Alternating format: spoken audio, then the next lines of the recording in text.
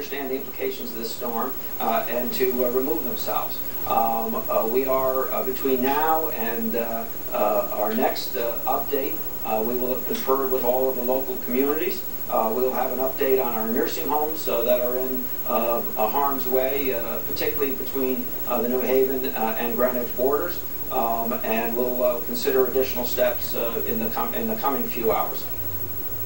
But honestly, if you have an option, get out of harm's way. The tidal surge, we're concentrating on that in that lower sound area. Well, where's the road dam? Is that just interstates or is that possible roads? Let me put it this way. Why would you go on a road in the middle of a hurricane?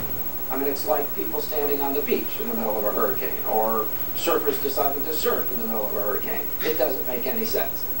So what we're communicating now with the citizens who really are responding very well to everything we're saying is we're trying to give you a benchmark. Benchmark is complete your travel by the time the sun goes down.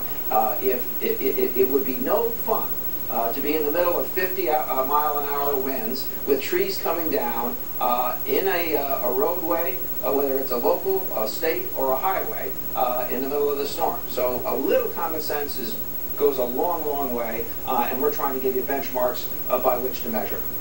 Do you have an assessment at this point how many people have gotten away from those areas, or any way to benchmark that? We believe from the reports we're getting from local governments, particularly in the lower sound area, that people are heeding this call. You know, a high tide tomorrow is too late for us to do an evacuation. We will not be able to evacuate people in the middle of this tidal surge. So people will end up making conscious decisions, I believe, to put themselves in harm's way if they remain in their dwellings. And let's just put this in perspective.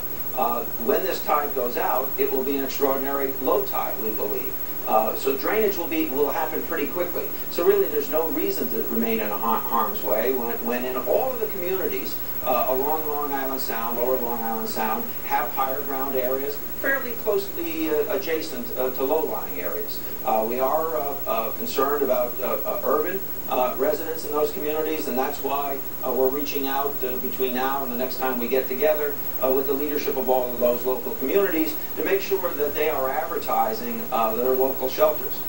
We have done, I think, a good job in establishing shelters in all of the communities sufficient to house on a temporary basis any population that would seek to evacuate itself from low-lying areas.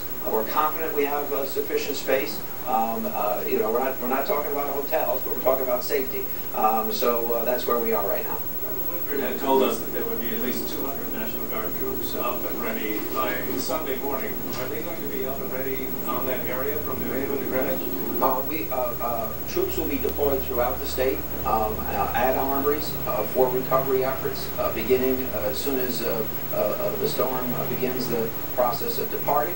And I'm confident we have sufficient troops, volunteers, local police, state police necessary to conduct removals if people are asking for assistance. Martin has assured you there'll be 700 ready by Monday morning? I want to, yes, I want to say that we, all of our state agencies, you know, I just completed a meeting with about 60 representatives of our utility companies, our commissioners, all of our departments. This is an extraordinary effort going in to that is being applied to being properly prepared for any eventuality. And again, you know, we can always hope that the things that we fear don't happen, but we have to prepare for the things that we fear. Okay? How many communities are mandatory evacuations right now?